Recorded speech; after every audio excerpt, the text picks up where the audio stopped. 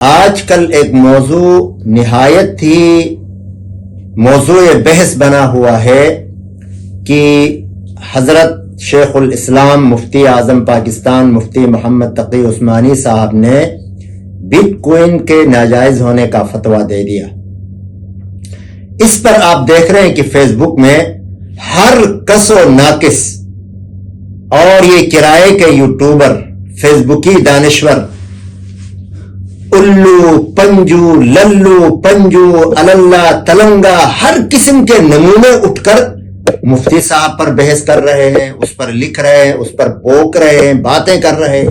تو میں اٹھ کے بس ٹھوک دیا فتویٰ، جس طرح آج سے کئی سال پہلے کیمرہ آرام تھا جی، ویڈیو بنانا آرام تھا۔ آج ان کا کیمرے اور ویڈیو کے بغیر نظام ہی نہیں چلتا۔ کیمرہ نہ ہو تو یہ بات ہی نہیں کرتے۔ کل اگر کسی نے کہا نا میں چندہ کرپٹو کرنسی میں دوں گا تو یہ کہیں گے حلال ہے۔ ہر ظالم جابر و کمران کی آپ چاپلوسی کرتے ہو، تلوے چاڑتے ہو، اور مسلمانوں کے لیے نوجوانوں کے لیے اگر کوئی ذرا سی چیز بھی آتی ہے سامنے تو فتوے ٹھوک کے اس کو اسی طرح فارغ کر دیتے ہو۔ کیوں نہیں امت مسلمہ کے ان لوگوں کو پاکستانیوں کو آپ دنیا کے ساتھ ترقی کرنے دیتے؟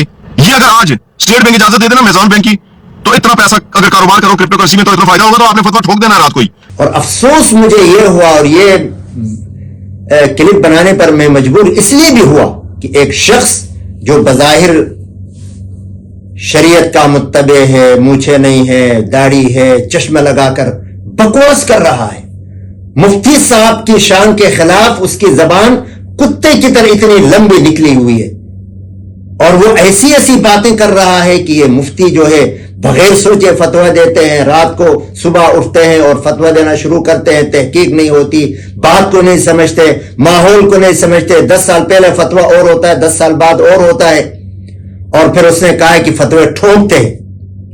اور پھر اس سلسلے میں وہ عدت والا مسئلہ جو عمران خان اور اس کی بیوی کا ہوا تھا، تو اس سے میں سمجھ گیا کہ ان کی ذہنیت پیچھے سے کیا ہے، اور اسی ذہنیت کے لوگ اکثر بڑے چھوٹے یہی بکتے ہوئے نظر آتے ہیں اس موضوع پر۔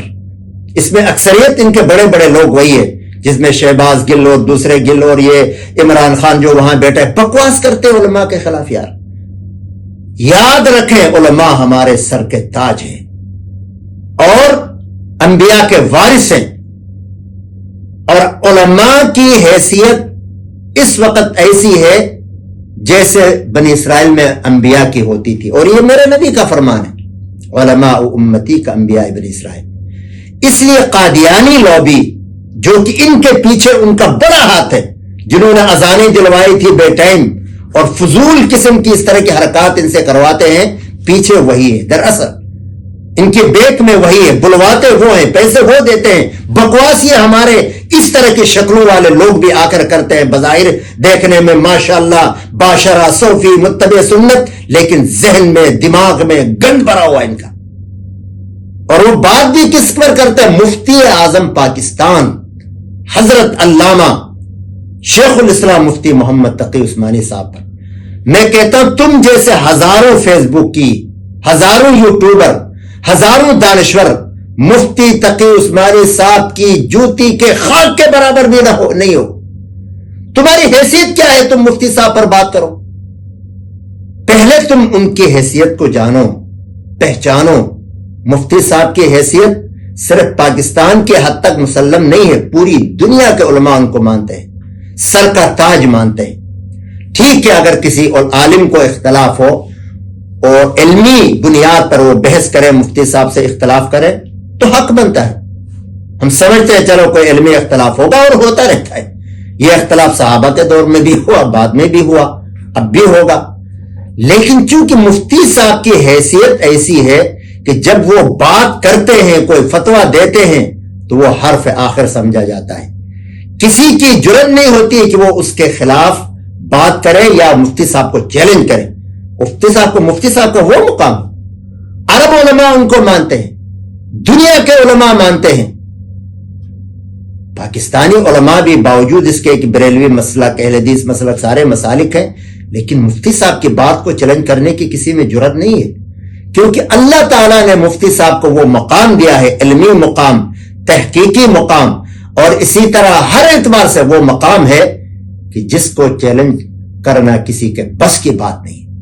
اور مفتی صاحب آپ کیا سمجھتے ہیں کہ وہ ایسے غیر محقق آدمی ہے کہ کرپٹو کے بارے میں پڑھا نہ ہو اور اس طرح کی جو کرنسیز اور جس طرح جو معاملات ہوتے ہیں اس پر وہ بغیر تحقیق کے بس ایسی ہی فتویٰ دیا ہوگا؟ اور پھر یہ کہتے ہیں کہ فلاں موضوع پر کیوں نہیں فتویٰ دیا، فلاں بات. بھائی تم مسئلہ تو پیش کرو.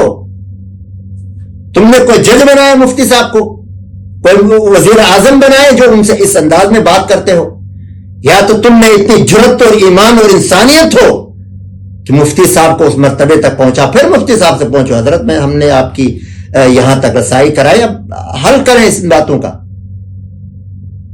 مفتی صاحب اپنے دائرے میں کام کر رہے ہیں، علمی کام کر رہے ہیں، تحقیقی کام کر رہے ہیں، اور ماشاءاللہ بہت بہت بڑا کام کر رہے ہیں جو تم جیسوں کی سوچ سمجھ سے بھی بالا تر ہے. صرف چند ویوز کے لیے، نام کے لیے مفتی صاحب کا نام لے کے چند کلمات بکے اور اوپر سے اپنے آپ کو دانشور سمجھتے. پہلے تم اپنی فاتحہ ٹھیک کرو، اپنی 5.5-6 فٹ کے اس جسم پر شریعت تو نافذ کرو. شکل تمہاری منحوسوں جیسی سنت کے خلاف اور کام تمہارے قادیانی والے، کیونکہ قادیانیت کا یہ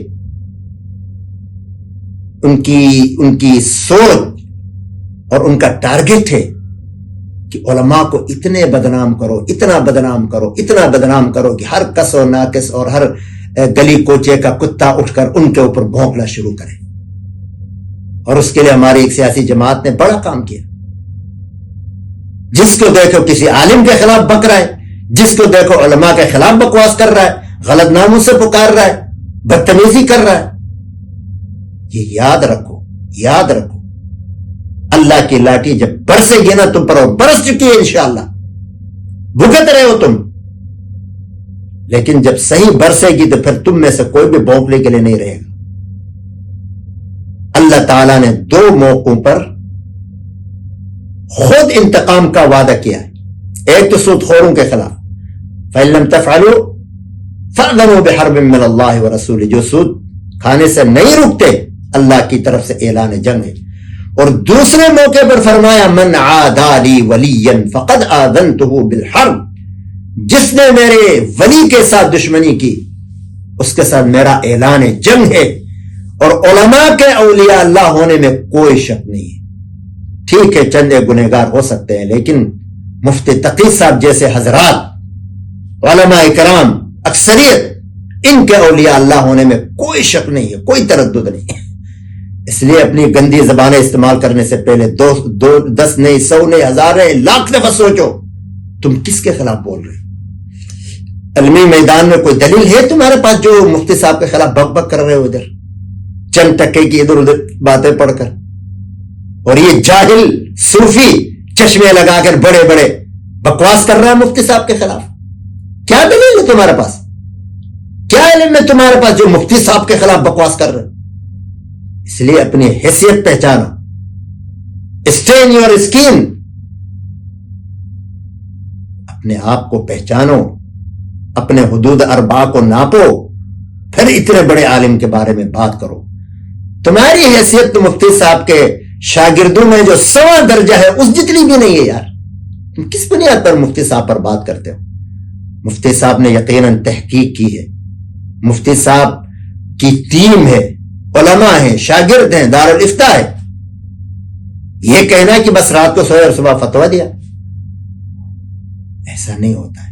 ہاں یہ الگ بات ہے کہ وقت اور حالات کے اعتبار سے کبھی فتوے تبدیل ہوتے ہیں. پہلے لاؤڈ اسپیکر پر علماء نے بات کی تھی، بعد میں اس کی ضرورت اور اہمیت سامنے آ گئی، رجوع کر لیا. لیکن تنزیہ انداز میں کچھ کلمات کہنا، فضول باتیں کرنا، علماء کے خلاف اس طرح کی بازاری زبان استعمال کرنا، یہ کسی طرح جائز نہیں. اس سے تمہارا نقصان ہوگا، تمہارے ایمان کو نقصان ہوگا، اللہ کی گرفت میں آؤ گے، یہ یاد رکھو. باقی تحقیق موجود ہے، علماء نے کی ہے الحمدللہ، اور مفتی صاحب سے بڑا عالم پورے ورلڈ میں نہیں ہے. صرف پاکستان کی بات نہیں ہو رہی، اور ان کا فتویٰ 100% ایتھینٹک فتویٰ ہے. اللہ تعالیٰ حضرت مفتی صاحب کی زندگی میں برکت نصیب فرمائے، عمر دراز فرمائے، ان کا سایہ ہمارے سروں پر تا دیر سلامت رکھے. مفتی شفیع الرحمان کے YouTube چینل کو سبسکرائب کریں اور بیل آئکن پر کلک کریں.